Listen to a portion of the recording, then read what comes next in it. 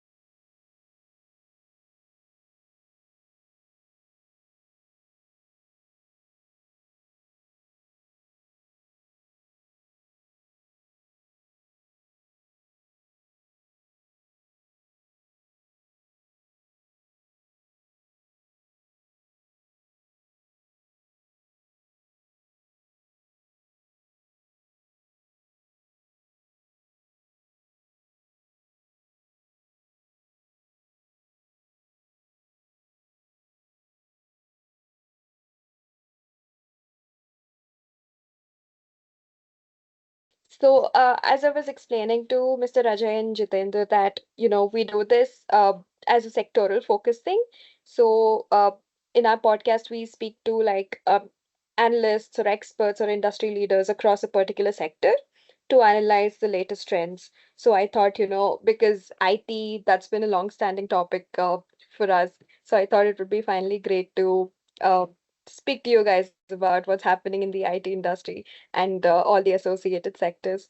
So I think we can begin by each of you giving like a brief introduction of yourselves. Would anybody want to go first? Yeah, I'm Ajay Prabhu. I'm representing Engineering R&D.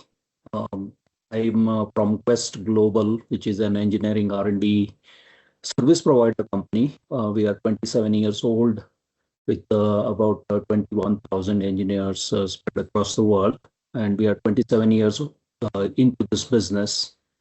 And several years ago, I also represented the Engineering R&D Council in NASSCOM, which represents all the engineering R&D members of the NASSCOM. So that was a 2-year stint during which we made some good plans to achieve about $100 billion of export revenue from India by 2030.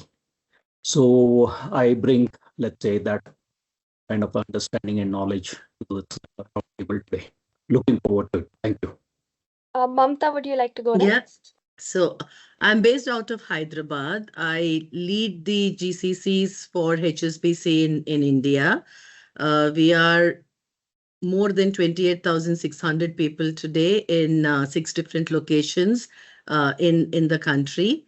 It is a 25-year-old organization, almost the first multinational companies to set up a GCC in India. I come with about 28 years of work experience across the banking and financial services industries. I'm currently the GCC Council Chair for NASSCOM and a member of the NASSCOM Executive Council as well. Hi, I can go next. Yeah, please. Yeah, hi, Jitendra Mohan. I lead travel business for WNS. WNS is a BPM company. We are 65,000 people. It's a multinational company in 13 countries and 62 delivery centers. And my responsibility is heading overall travel business, which is one of the largest business for WNS. So I represent BPM on this call.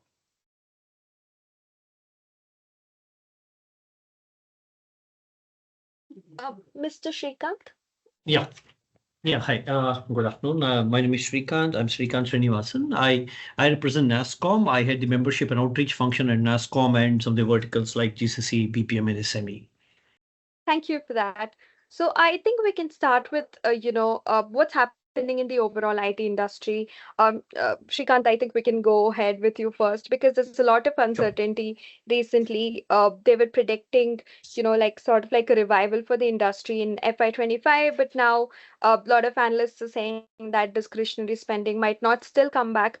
So just wanted to understand, what are some headwinds or tailwinds the sector is currently facing? What are some green shoots and what verticals have picked up in the recent past and what might face some challenges, going ahead?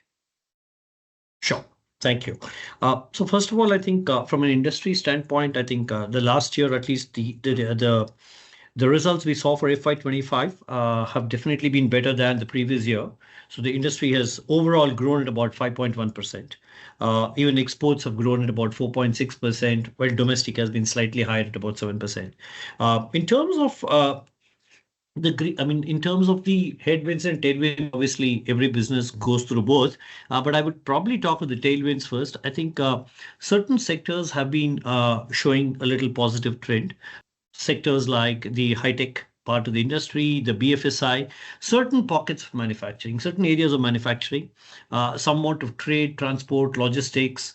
These are areas where we have seen some of the sectors showing some positive trend, some upward movement. We also see some increased spending on tech, at least going up by about 0.5%. Because the previous year we saw the tech spending was about 4.5%. We see it going to about a little over 5% now. So that and very importantly, I think with a lot of focus on AI happening, we also see a lot of these projects now shifting from the earlier POC to production. I mean, more from the concept or reality kind of a situation. That's what we're seeing in terms of the tailwind. Of course, there are so few headwinds. I think especially discretionary spending, etc., is definitely tightening up. We see organizations being a little more careful on discretionary spending, which means that the expectation of an ROI on various spends by the end client is definitely going to be deeper, and hence that does call for a more balanced approach by the sellers. That's where we are as an industry. And of course, let me pause here and then maybe if you want, I mean, I could add later. Thank you. Sure, thanks for that. Along those lines, just wanted to understand what's happening with the GCC sector because it's been the Mm, talk of the town for a while now, right? mm, GCCs even got a shout out in the recent budget as well. But there is mm. also some discussions about how a lot of global companies setting up their capability centers or development centers in India could potentially pose a threat, to the IT services companies. So if you could add your perspective on this, Shrikant, and of course, Mamta, I think you can contribute to this as well. Okay. Sure, Sanjana. So first of all, I think what we've always said and we continue to say, and I'm sure Mamta will add to this, is about uh, first of all, GCCs and IT services companies. Nobody is posing a threat to anybody. It's a very symbiotic relationship. It is a relationship of 1 + 1 is greater than 2. This is a situation. This is a place where both play to their respective strengths for the overall benefit of the industry, and that's how the way it is looked. Each one kind of tries to work on and deliver for what is their capability, what is core to their respective organizations, so that the end customer or the end client benefits better. And hence, we do not see this as a competition, but more as a collaboration for the greater benefit of the industry. I would like to pause here, please. And if I could add to what Srikant said, right? I think Srikant phrased it very beautifully. It is indeed a symbiotic relationship, right, between the GCCs and the IT services companies. They complement each other. And together, they only enhance operations of IT services companies. There is collaborative growth that we are talking about. We are talking about market expansion, talent development, and economic contribution. If I can pick 2 or 3 areas why we say it's a symbiotic relationship, I think one, it really helps the GCCs to kind of focus on what their core functions are, right? And the non-core functions are something that the IT services companies can support with. The IT services companies also help the GCCs to be very agile in responsiveness to business demand and market changes that we are seeing so frequently now. It also helps in taking some of the operational costs out. It could be either through, let's say, automation or optimizing of processes. And together, this is complementary growth, because if we see the trajectory of the GCCs now, GCCs have moved away from being this traditional back office operations to now GCCs are centers of innovation, they are centers of research and centers of development. And this is happening because of the complementary growth that we are seeing. This is happening because of the symbiotic relationship that we are seeing. So to your question, Sanjana, to what Srikanth said, they are not competing with each other, but they are working in a very cohesive and collaborative manner to focus on talent, to focus on economic contribution, to focus on market expansion. Yeah, Got it. this Ajay, I want to Yeah, add please. to that, Sanjana, if I could. GCC growth, especially in engineering R&D, has been remarkable over the last few years, I would say, since COVID. In fact, 55% of the nearly 1,750 GCCs today are from the engineering R&D sector. And as an engineering service provider, I would like to strengthen, what Mamatha just said, is that just puts India on the engineering map of the world. It brings that kind of credibility because engineering is very core to our customers. And when they set up their GCCs here, the overall branding and the relevance of engineering talent pool from India gets heightened, and that supports all the entire industry, including the engineering service providers. Thank you, Ajay. So, I think the next question is directed to both Mamta and you, Ajay. So, what are some sectors, companies across what sectors and what geographies are showing interests in setting up GCCs in India? And what kind of impact will this have on the country, with all these investments being made? Ajay, if you could contribute to this as well, apart from Mamta. It's becoming very, very important for a lot of customers to set up their GCCs here. And like Mamatha was earlier saying, it's not being done with the intent of cost arbitrage, but more to do with the talent availability, especially in the AI and digitalization of the entire industry in their own businesses. And that is extremely important as the customers and the world is moving into more of a period where the cost is becoming overall cost of doing business, and enhancing customer service is becoming such an important priority for our potential customers that they are very, very keen to set these GCCs back here. I could talk about some of the ER&D, within ER&D, which segments are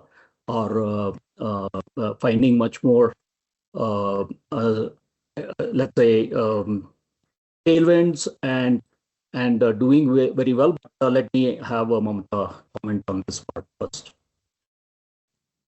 Thanks, Ajay. I think the GCC story today, Sanjana, is a story of momentum. It's a story of scale. Like today in India, there are about 1,700 plus GCCs, almost more than 3,000 individual units that we have across the country. From financial year 2019, we've seen about a 4.6% annual growth rate in the number of GCCs. The number of people employed today in the GCCs is an impressive 1.9 million professionals. Again, the growth that we are seeing from financial year 2019 is about 6.3% compounded annual growth rate in terms of the employment. The revenue today stands at, again, an impressive $64.6 billion. And like Ajay said, a large part of it is coming actually from engineering, R&D, and high-value functions alone. So what this basically tells us is the GCCs are definitely not traditional offshore models anymore. They are becoming innovation engines. They're becoming strategic, kind of growth hubs. In terms of the geographies where we are actually seeing the growth happening, historically GCCs have been very kind of aligned to Americas. So we have seen a growth of 27% increase in the GCCs from the American region, a 41% growth in EMEA, but the biggest growth is actually happening from APAC, which has actually seen a 65% increase. So what we are seeing is a diversification in the regions that the GCCs are supporting out of India. We are also seeing a diversification in the sectors. What historically used to be a very heavy banking, financial services, largely insurance to some extent, GCCs. This has got diversified into media and entertainment, into life sciences, into pharma, into automotive, in health, and many of the new GCCs that are coming in are actually way beyond the BFSI sector. So diversification in the regions that are being supported, diversification in the sectors is what the industry is actually seeing now. Apart from sort of accommodating these centers in tier 2 and tier 3 towns, which was of course mentioned in the budget, what other policy support does the sector need for faster growth? Mamta, do you want to take that up? Yeah, yeah. No, I think one, of course, I think a major boost was, of course, I think in the budget, like you mentioned, a national framework for GCCs in tier 2 and tier 3 cities. Obviously, what does that mean is kind of getting worked upon now.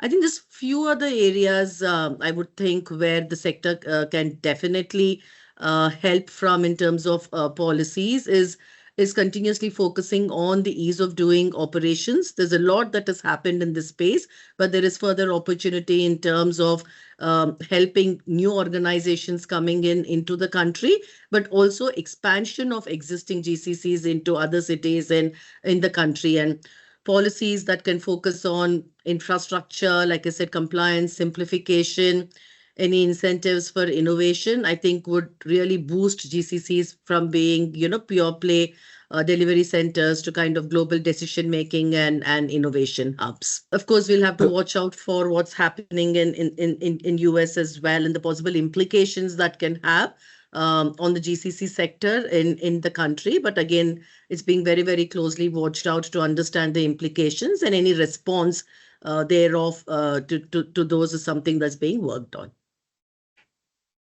I want to add here, especially from the GCCs in the engineering R&D sector.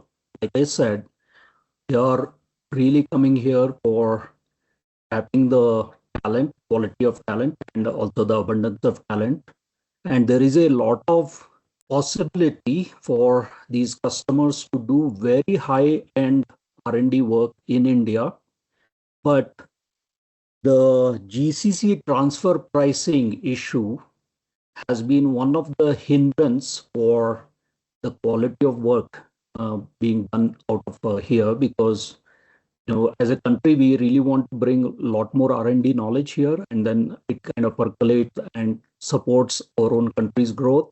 But within the ER&D GCC sector, the GCC transfer pricing is neither competitive nor conducive to bringing even more R&D. And I think that really needs a very critical look.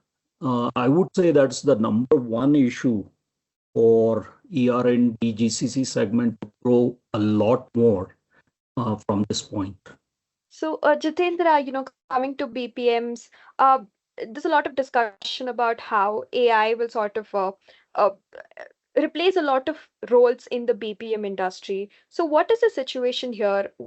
What are some new job roles that are emerging as BPM firms adopt AI solutions? How are you uh, reskilling your employees to sort of fit in with the requirements with the emergence of AI adoption across the sector? And what are some AI tools that the BPM sector is currently using?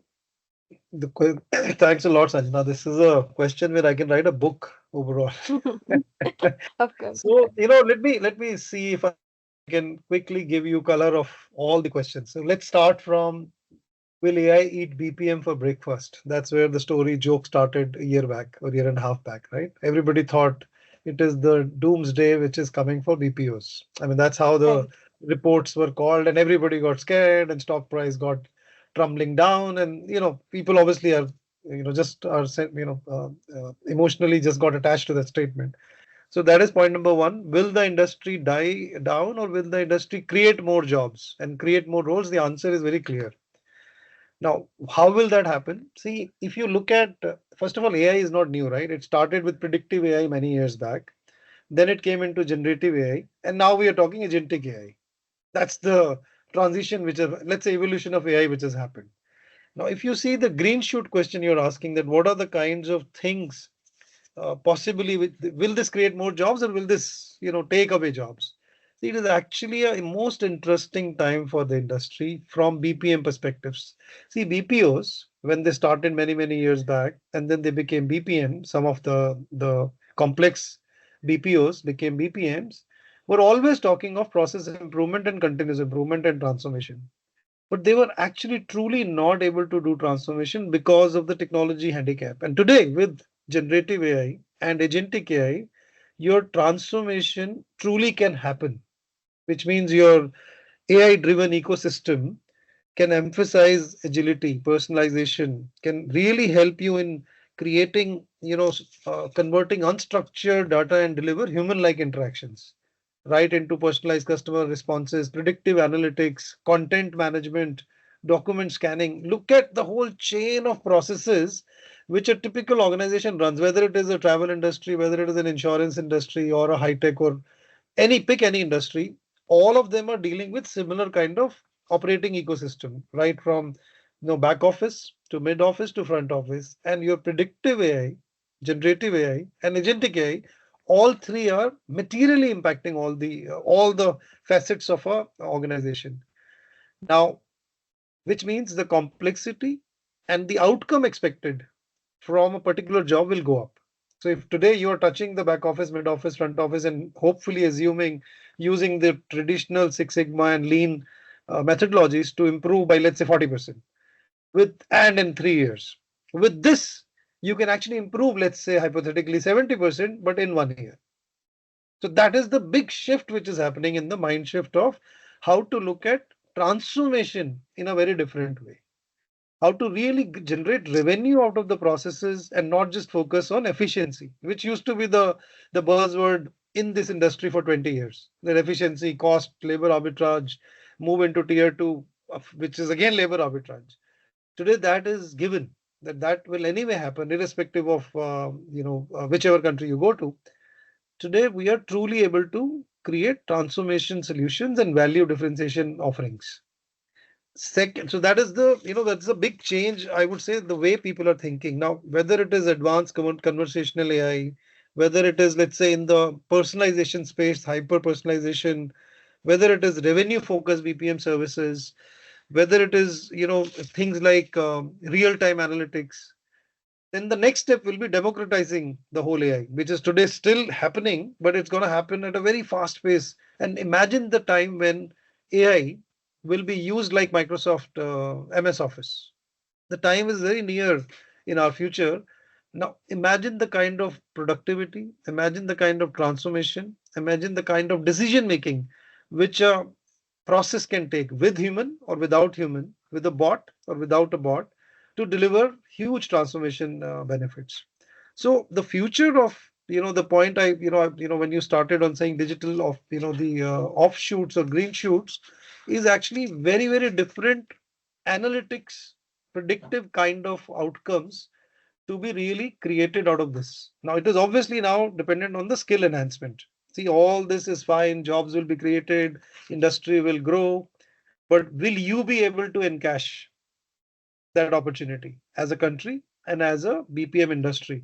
Now that is where the skilling comes in. So if you today look at it across the industry, and I'm not talking one organization because I'm representing NASSCOM here, every organization which is participant of NASSCOM today is hugely invested in upskilling their resources right from the starting, let's say the band A's, which is the executive levels, which is the largest workforce, to the mid management, to the senior management. And if you look at some of the statistics which are generic, I'll say range wise, at least 40% of the organizations are already upskilled in last 18 months. There is so much investment which has happened. I mean, in our organization, I can see the numbers are going as high as 52%, and which means our goal is by another year from now, the number has to reach almost 75-80%. And then parallelly with NASSCOM's help and with government support, our intention is to take these programs and line it to educational institutes, right up to university courses. So if we are able to join that thread in next 2 quarters, 3 quarters from now, imagine what we are doing for the world. We are actually creating talent which is AI powered, AI aware, and AI, let's say, comfortable with AI to create transformation programs. So I'll just take a pause so that you can steer your questions if in any direction you want, because this is a huge shift which is happening, but it's an extremely positive shift which is happening for BPM industry. Okay, that's interesting. Thanks for that, Jitendra. Before we wrap the conversation, Srikanth, would you like to throw some light on the IT industry's outlook for Q4, which recently wrapped up, as well as FY26? Oh, yes, I think, no, I think at least from an outlook perspective, I mean, since given that we're talking a little more on the GCC part of it, or do you want to look at the industry as a whole? I mean, what would be the The industry question? as a whole. IT services specifically would be great, but the industry as a whole works. So again, I think it might be whenever I talk about the future, I think probably it'd be good to step back and see where the growth has been, right? I mean, if you really look at the past year in the FY25, the services part of the industry has been, I mean, has probably been grown at about 4.3%. That's about 130, little over 137 billion, right? Of the overall industry size of about 283 billion.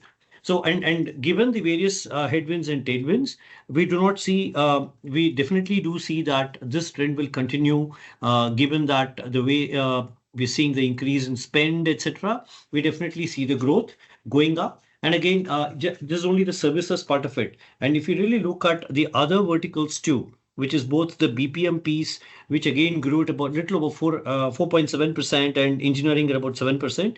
All of them have been upwards of 4% growth, at least the verticals of services, BPM, and engineering. And when I say, and GCC would be a part subset of all the three, right, in the kind of work that they do.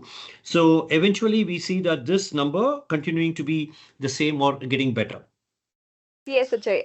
So I was just asking, how Yeah. India's positioning is uh, the current Yeah. scenario with respect to ER&D, because I think we contribute heavily to chip design, right? So what are some Yeah, areas where India's talent contributes heavily with respect to ER&D? sure.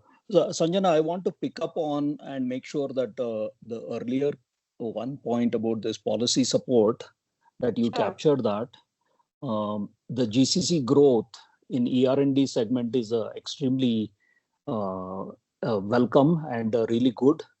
And ER&D GCCs want to do very significant high value engineering work here, and that is very important and useful for the country overall in the long term. But the GCC transfer pricing policy is not at all conducive. In fact, it hinders right now better quality R&D work happening here. So I think that is the number one thing that I think needs to be supported from a policy perspective. And we are very happy that the National Research Foundation has really taken off, and that actually adds a lot to this skill development that is necessary for this segment to grow as well. So that is great. And of course, there could be a little bit more conducive R&D tax incentivization that could be given across the industry to help the overall engineering R&D segment to actually catch on the existing momentum to grow significantly. Okay, so this is, I think, the support that we definitely need. With respect to the green shoots, as well as where the future of engineering R&D growth in India is, and across the world, basically, there are many things that are happening, and this is a overall long-term secular growth, and the world is going to change in this direction. There could be some minor hiccups and little slowdowns and acceleration. But overall, the sustainability is one big area that really opens up a significant amount of engineering that has to happen, because there is currently a lot of polluting type of power generation that the world has adopted over many decades. So that has to be all cleaned up. So there is significant amount of work to be done in the energy segment, energy transition. The semiconductor, India's really made a name for itself in terms of the design, and every industry is becoming very semiconductor native, in terms of every industry wants to have their own semiconductor chips to differentiate their products and make them much better. So the whole demand for application-specific ICs, the ASICs, is pervasive in all industry, and India, I think, has a huge opportunity to be a significant player in providing that. There is industrial robotics, as well as the aerospace and defense side of things as well. There is a significant amount of traction, because India has actually done a good job in terms of establishing that brand in this segment. Aviation market is another area with the Indian aviation segment growing. There is a lot of opportunity for growth over there as well. So there are multiple areas, including the IoT is another significant opportunity. And the telecom going from 5G to 6G, that transition again needs a whole bunch of engineering. So there is a lot of momentum, and of the top 2000 Fortune companies, only 50% are actually in India. So that itself is a huge market for us to figure out how to gain and bring these laggards of adopting the engineering talent from India into India. So there is a lot of opportunity for us, and I would say that Indian industry is all about being agile and innovative, and doing good business. I think regardless of what the different situation that may be playing out in the world scene, I think we will figure out a way to continue to grow. And earlier, I think Jitendra talked about the talent is one of the important things. And then with the kind of government support that we have been getting and need to get, once those things are sorted, I think we will be able to put the industry back on a large growth trajectory. And we are very excited about taking the ER&D segment for sure more towards a 100 billion goal that we set by 2030. If I can just add, Sanjana, to what Ajay said, the other trend that we are actually seeing is the expansion of global roles. Within the GCCs in India, over the past 5 years, the number looks like around a 40% CAGR growth in global roles. By 2030, this number is actually expected to grow to about 30,000. So if you talk about global roles being in the country, that means that decision making as well is moving into the GCCs in India. What is also a very positive trend or an encouraging trend that we are looking at is also the rise of women in the global leadership positions. In 2019, the number was around 300 plus. In 2024, the number is around 1,100. And this number is expected to grow to about 7,500 by 2030. So the fact that we are seeing a lot of global roles as well coming into India, which means that the India GCCs are not just delivering, but they are leading. Thank you, Ajay, Jitendra, and Srikanth, for a very informative discussion on the overall Indian IT industry and the various sectors contributing to it. So I think we've come to the end of the conversation. Uh, Thanks again for doing this, and I look forward to speaking with all of you again. Thank you. Thank you. Thanks Have a a lot. good evening. Bye-bye. Thank you.